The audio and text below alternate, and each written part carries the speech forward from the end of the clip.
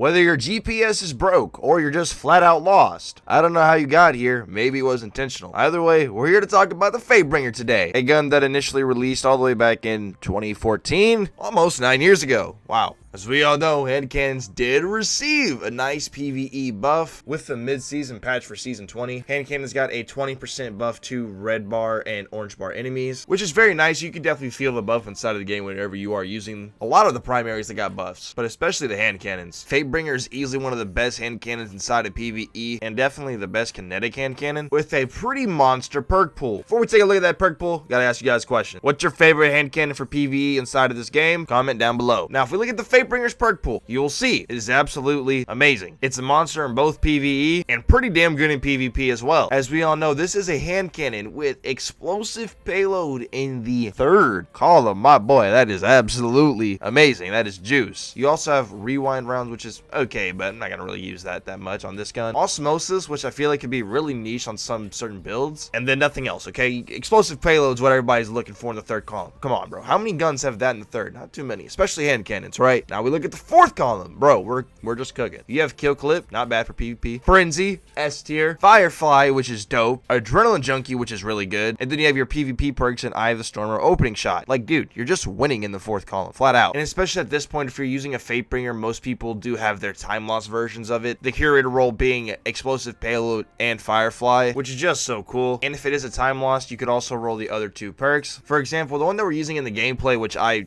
literally just could never ever not use. Obviously, we have explosive payload in column 3, but we also got good old Frenzy in column 4. Now, you could also just toggle between Firefly or Frenzy depending on what type of content you're doing, but I always just leave it on Frenzy because I love Frenzy. It's such a great perk. Meaning we got ourselves a hand cannon with double damage perks, aka we're feasting like it's Thanksgiving, but we're 6 months early. And of course, whenever Volta Glass is in the Pinnacle Raid Rotator section, you can go ahead and grab a Templar CP, preferably on Master Mode, because you definitely want to farm the time loss version of the Fatebringer. And every single time you complete the Templar challenge, which is just nuke Templar without having him teleport, you're gonna get a Fatebringer to drop, which is great. It's always good when a weapon has a direct source to farm it rather than having to go through multiple hoops of RNG. And personally for me, bro, if I ever use a PvE hand cannon in the kinetic slot, at least I'm gonna use a Fatebringer. Maybe sometimes Zallies could creep in, but Fatebringer is such a gosh darn goat, such a classic. I love using this gun whenever I can. Now that it's buffed, it feels like it's regained a bit of its former glory. Let me know your favorite role for your Fatebringer down below, and as well as thank you for giving me about 3 minutes of your time today. That's very kind of you. Hope you guys enjoyed the video. Consider using the subscribe button as a form of cover. You guys have a great day. Y'all be safe, and we'll see y'all